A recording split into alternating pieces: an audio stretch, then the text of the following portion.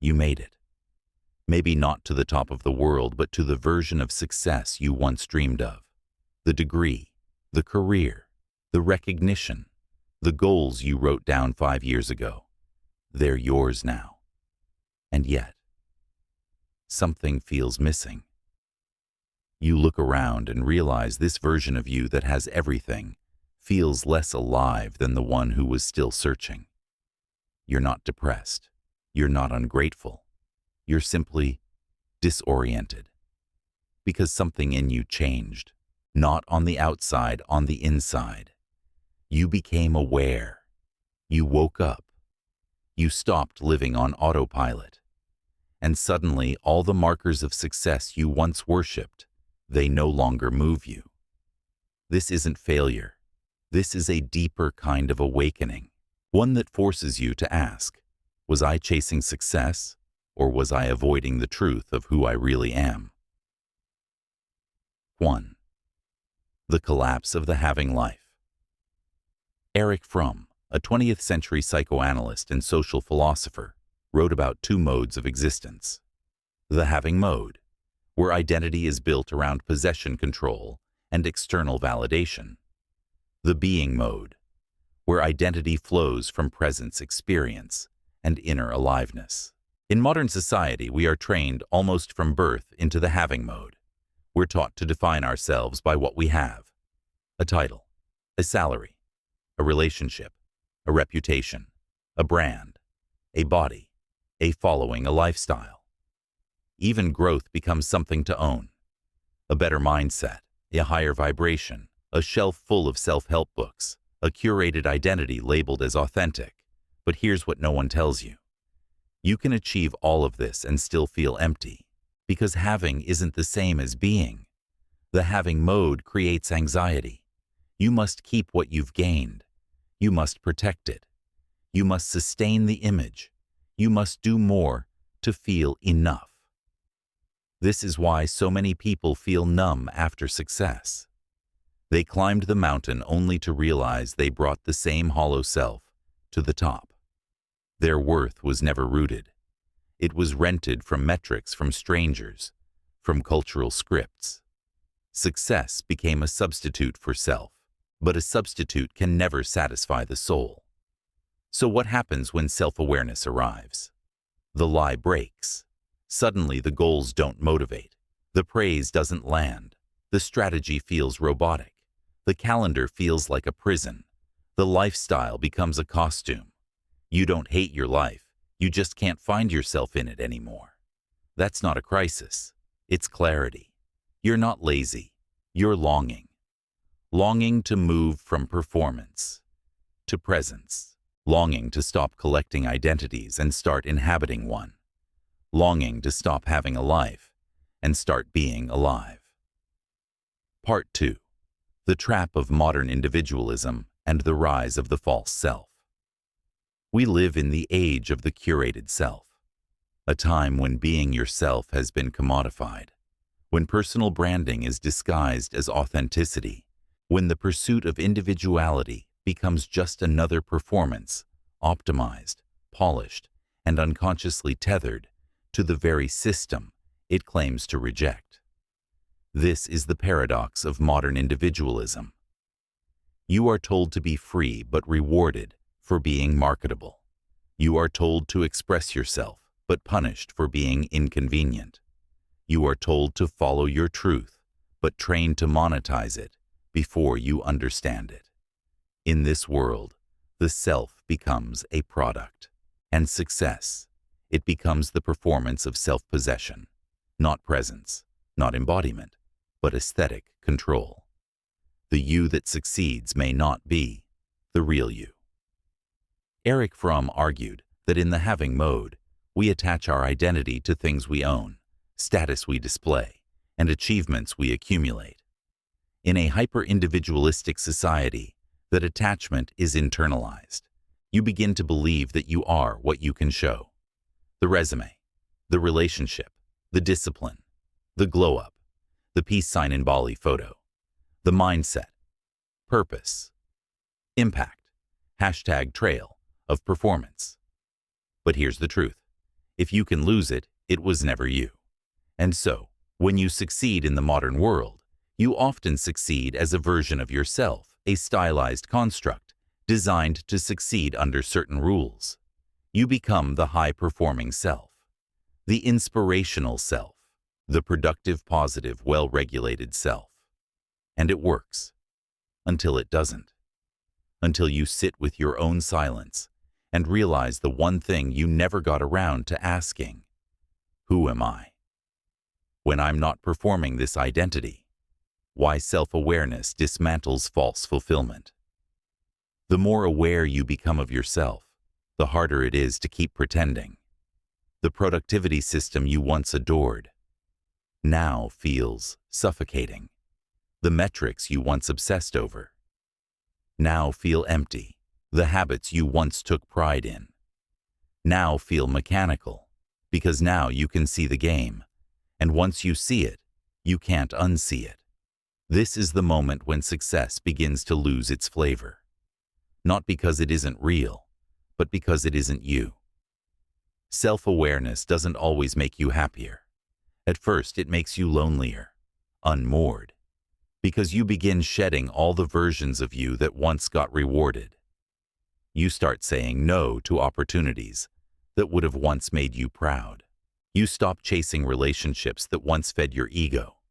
You stop feeding the version of you that gets applause, because now applause isn't enough. You want truth. You want depth. You want to feel something real again. But here's the problem. No one teaches us how to transition from having to being. They teach us how to set goals, how to optimize, how to monetize, how to win. But no one teaches us how to come home to ourselves. And so, we confuse collapse with failure, when really it's a sacred undoing. The false self isn't a lie. It's a survival strategy. Let's be clear. The false self isn't a deception. It's an adaptation. You built it to survive, to be liked, to feel safe, to fit in, to belong, and it worked up to a point. But now you're outgrowing it, and the ache you feel isn't about failure. It's about freedom calling from the inside. Freedom to stop trying so hard. Freedom to rest. Freedom to move slower, feel deeper, choose differently. Freedom to stop explaining your worth. This isn't regression. This is return. In the next part, we'll explore how to make that return real, how to begin living from being rather than having. Because if success no longer excites you, maybe it's not because you've changed too much. Maybe it's because you're finally becoming someone who no longer needs success to feel whole. Part 3. Redefining success from the ground of being. You've realized something powerful. The ladder you were climbing was leaning against the wrong wall. The life that once thrilled you now feels too small, too scripted. The success that once validated you now feels like a performance. But here's the question that scares most people. If I stop chasing the old version of success, then what do I live for? This is the moment Erich Fromm was pointing to. A shift from outer to inner, from owning to experiencing, from performing life to living it. But this isn't just a mindset shift. It's an existential reorientation.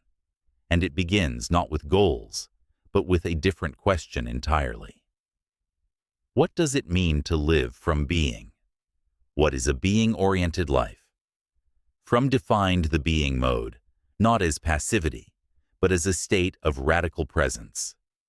In this mode, you don't act to impress. You act to express. You don't strive to become someone. You recognize that you are someone. You don't accumulate status to feel worthy. You experience life to remember that you already are. In the being mode, success is measured by depth, not scale. Progress is measured by alignment, not speed. Joy is found in meaning, not marketing. It's a different architecture for life, not built on image, but on essence. How do you redefine success in a being-oriented way? It starts with releasing the old definition, the one tied to numbers, followers, applause, prestige, control, constant growth. You replace it with something simpler, something quieter, something truer. Ask yourself, what do I want to feel more of, not just achieve more of? What would success look like if no one ever saw it? What does my nervous system need more than my resume? What kind of life would I still choose even if it never got me status? These questions aren't designed to slow you down. They're designed to wake you up to the parts of you that success was never able to reach. From outcome to orientation. Here's a new way to think about success. It's not a goal. It's a way of being. It's how you show up in a conversation. It's the way you choose silence over shouting. It's the moment you listen to your body instead of pushing through. It's the courage to disappoint others rather than betray yourself. It's the decision to leave a space that no longer honors your truth. Real success is internal first, external second.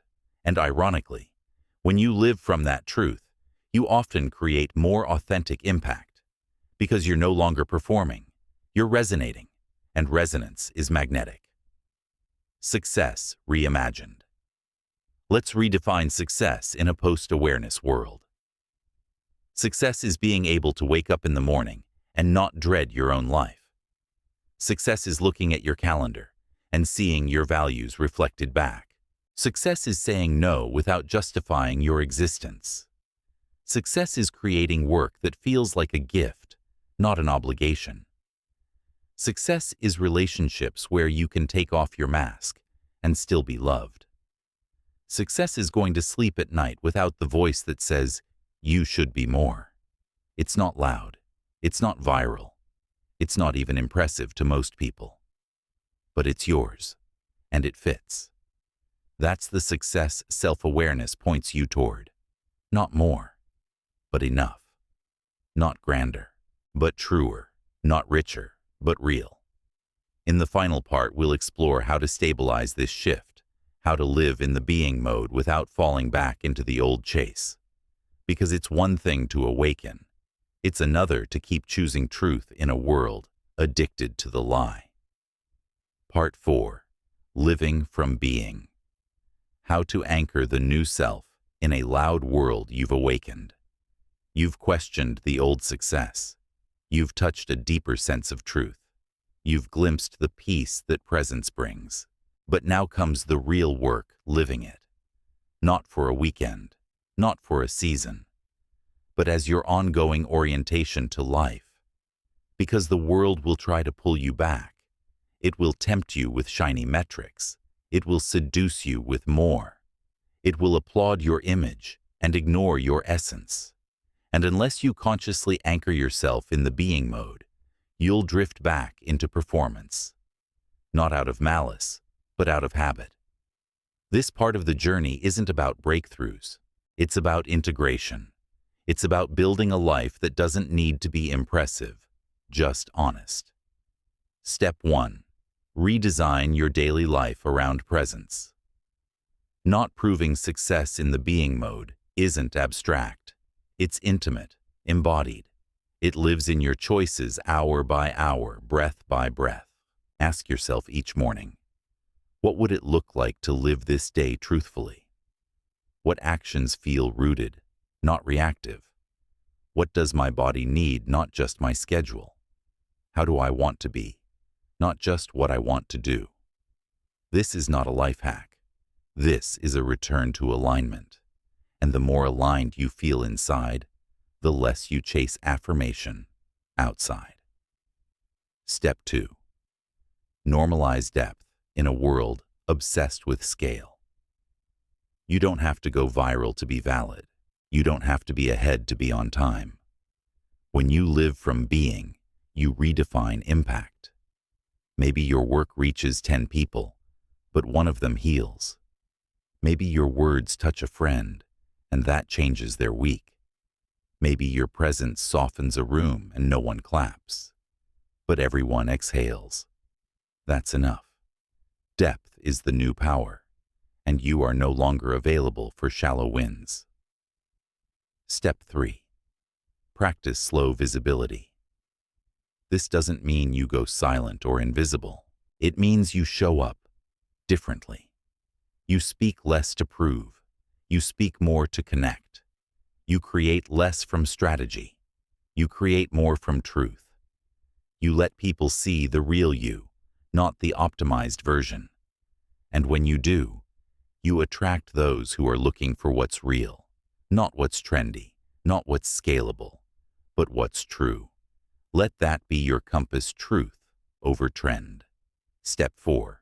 Rewrite your internal dialogue. You don't just need new habits. You need a new inner voice. One that doesn't sound like a CEO, or a coach, or a critic, but like someone who knows you and trusts you. Begin telling yourself, I am not behind. I'm with myself. I am not slow. I am spacious. I don't need to be extraordinary. I need to be present. I don't owe the world a performance. I owe myself honesty. The inner voice becomes the outer reality. Let it be soft. Let it be safe. Let it be sacred. Step 5. Commit to cycles, not hustles. Living from being isn't a final state. It's a rhythm. There will be seasons when the old habits call, when having tries to sneak back in, when the world pushes for speed numbers and spectacle. And that's okay. Just remember, this is a practice, not a performance, not a perfection. Return to your breath. Return to your body. Return to the life that feels like you. Again and again and again. Final reflection. What if this was enough? As we close, I want to leave you with a question, one that Erich Fromm might ask if he were here, if no one else ever saw it. Would you still call your life beautiful? That's the real test. Not how much you've acquired, but how deeply you've arrived. You don't have to abandon ambition. You just have to stop outsourcing your aliveness to it. You don't have to stop striving. You just have to stop striving to be someone else. You don't have to reject success. You just have to define it for yourself. From presence, from peace, from being. This is what self-awareness gives you. The sacred opportunity to choose a success that doesn't perform but belongs. So if you feel empty after all you've achieved, maybe it's not that you lost the fire. Maybe you're just done burning for everyone else. And now, you get to warm yourself.